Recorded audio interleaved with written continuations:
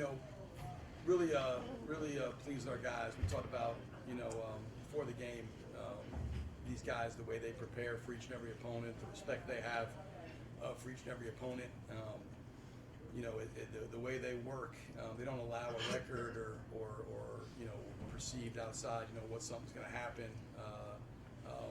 take away from their focus. We talked about playing with maximum effort and maximum concentration for 40 minutes, and I thought they did that. We got off to a little bit of a slow start, but from there I thought, after the first 17 possessions, they had 17 points, really dug in, and until the final 5 minutes, our defense, really fueled everything, and got outran, shared the ball, and I want to make sure to, my first year here, there wasn't very much in terms of highlights or good stuff. Two of the highlights and two amazing young men, Sam Mervis and Nick Hill, I want to make sure I touch on that. Those guys, in a really tough situation, they didn't, I came here, I chose to come here. They didn't choose me, they came here for a different coach, different system, different culture. And I came in, and those guys not only accepted me, but they just were unbelievable young men. Sam's work ethic here is still legendary. Nick battling back from a back injury, basically beating Missouri State by himself, making 4 threes here. Those guys, and then I think you learn a lot about somebody, how they leave a place, right? You can tell a lot about somebody by how they leave. There's some people that leave a place and are really small and petty and vindictive and try to burn it down on the way out. And then you got people like Sam and Nick who leave a place and do it with class and gravitas. And Isaiah Swope, I've said this, when he went to the portal, Isaiah Swope's not here if it's not for Sam Mervis. He's the one who told him, hey, that's a great place to go to school, a great culture, a place you want to be a part of. And that just speaks volumes to who both of those young guys are. And I want to make sure I touch that here, because that first year was really rough, but those two guys, my relationship with them, those were two of the highlights of that year. Questions, please. Coach, like I asked Robbie, shorthanded, obviously, not just Isaiah, but, the bench, obviously not a deep team today.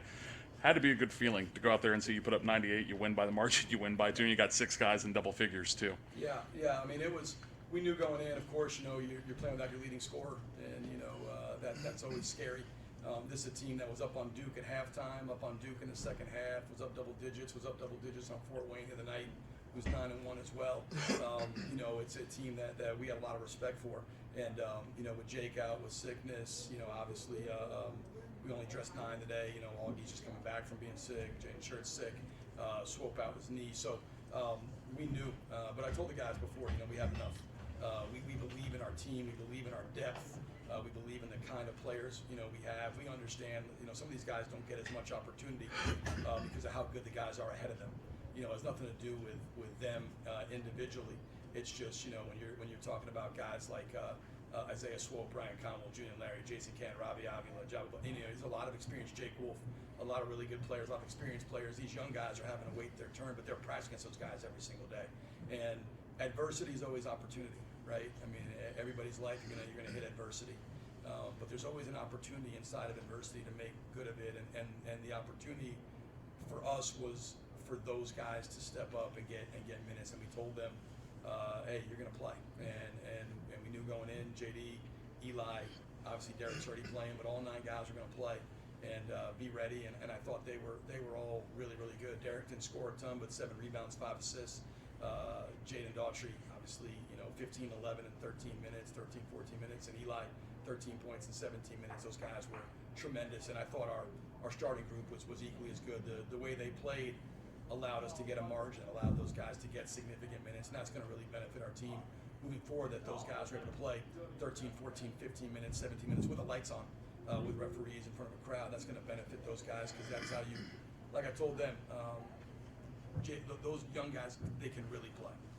Those minutes, while for fans are probably like garbage time, like, that's, doesn't matter, we're up by 30.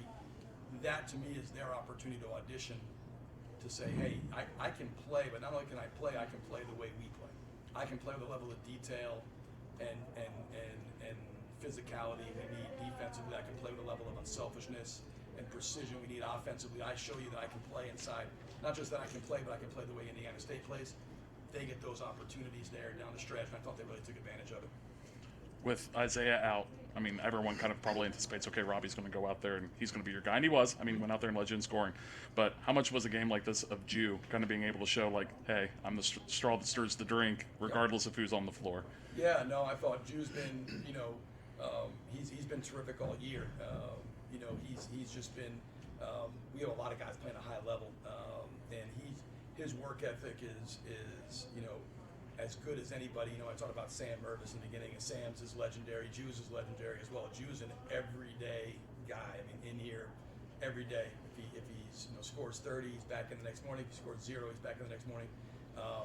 But we knew. I mean, he's playing with such confidence. His understanding of the game continues to grow. He's completely committed to being as good a player as he can. He's had an unbelievable off season to build himself, to take his game to the next level. He played really well for us last year. Had that week where he was a player of the week, but he also had some dips.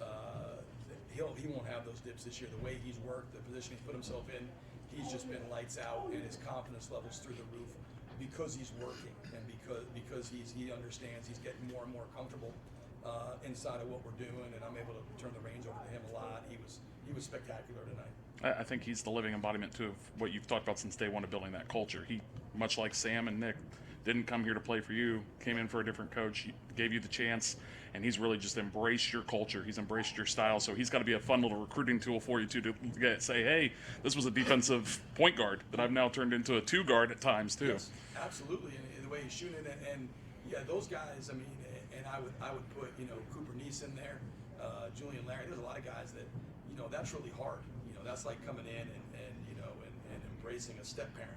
It's not really, they didn't come here to play for me. Like I said, I chose them, and Julian has been from day one. He's been all about winning, all about the right stuff. You're not going to find a better human being. You're going to find somebody that cares more about the right things. Julian's as good and as happy if he scores 20 or he scores 0, and it really doesn't. As long as we win, he's great. And you're right. Like the guys that I think Julian, I think Robbie, obviously Jabo, those guys, they live and breathe our culture, and that gets the other guys on board.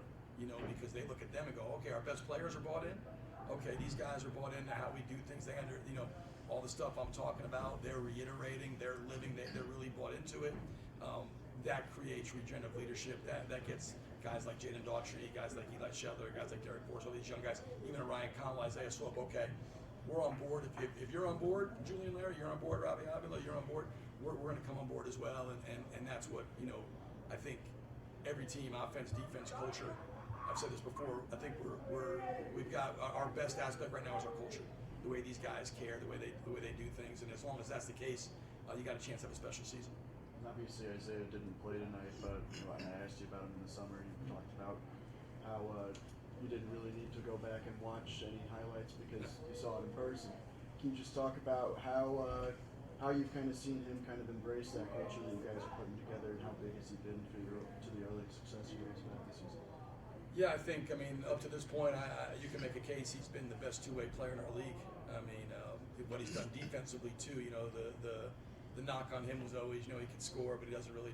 He leads the league in steals. He's second in the league in scoring. His commitment level to winning, to doing whatever it takes for the group to be successful. We knew how talented he was. The hard part with transfers always is because it's such a short runway to recruit them, is how they're going to fit culturally. It's easy to watch. Like I said, I didn't watch film on Isaiah. I watched him score 28 against us last year, and beat us in overtime. There. So it wasn't like, and his numbers spoke for themselves. It wasn't a question of could he play at this level. It was does he fit, who we are culturally. And it was a big transition for him. I think he struggled most of the summer. Our two scrimmages before it was live, he stunk in both of them. He really was. It was a struggle. We're like, man, is he ever gonna? And all of a sudden, it's like the light came on. But the struggles were never of him rebelling against what we were doing. It was never him not being bought in. Like he is at his core. He loves to work. He's a ferocious competitor. Like he speaks our language. Like we love guys who love to compete. We love guys who, they just like that's our language. Like and he he has unbelievable work ethic. He's obviously elite talent, but his work ethic is through the roof. His care factor, and he is just a tough competitor. Loves to win. Will do anything to help the group win. Is not scared of anything. I think he's, like I said, he's been arguably. I mean, it's very early, small sample size, but you can make a case he's been, the best player in our conference, along with Xavier Johnson and Tucker DeVries, probably here through the first, 10, 11 games, and I think he's going to have an unbelievable career because we got that part right. Like, he fits us unbelievably well, and he complements Ryan, Julian, Robbie, Jason. Those guys all, because they put winning and because they put team success ahead of individual success, it actually allows them counterintuitively to all flourish. If you think about how they play, they're all able to do their thing together because they put team success ahead of individual numbers and stats. You've already played on the main stage once this year with Alabama. Then you have the Las Vegas tournament. You get to be the appetizer for Purdue, Arizona next weekend. They're the dessert. We're the main dish. There you go. There you go. That was going to be my. That was going to be my attraction. I believe is our game. I don't know. People might stay for that Purdue Arizona game, but everybody wants that Indiana State Ball State game. Just how excited are you to obviously show off Indiana State basketball to an audience that maybe hasn't watched it? Maybe they've seen box scores, but they haven't seen Josh Schertz's Indiana State Sycamores in person. Yeah, it's an unbelievable opportunity to go play at Cambridge, to go play in Indy. To be on that stage, it's going to be just a tremendous chance for us to showcase our program and what we're about. And we've got a great opponent. I don't know. I know they're 7-2 going into today. I don't know if they play today or not. But Ball State's 7-2 right now. We'll go in 9-1. They both won 20 plus last year. It's going to be a whale of a game. Michael's got a really good team, but so do we. And I know our guys. They're going to be ready. We're going to take 2 days off. We just finished. This was the 7th game in a 17-day stretch. I mean, and 2 really long trips. When you look at, we were in Vegas for 6 days, and in Peoria and DeKalb, which wasn't quite as fun, for 5 days. We were gone for 11 of those days. It's been a lot of games in a short period of time. We need 2 days. We'll take 2 days, and they'll come back Tuesday, and they'll be raring to go because, like I said, it's an opportunity to compete, opportunity to play a really good opponent on a neutral floor, on a big stage, and like we kind of talked about going to Bradley, like if you're really a competitor, there's nothing better to get a chance to challenge yourself, test yourself, to take on these big time challenges. Our guys will be amped, ready to go. I can't wait for practice Tuesday, but I'm going to give them 2 days to kind of decompress and reset, and then get ready for what will be a really good game and a really big time opportunity for us Saturday afternoon. Any other questions? Coach, thank you.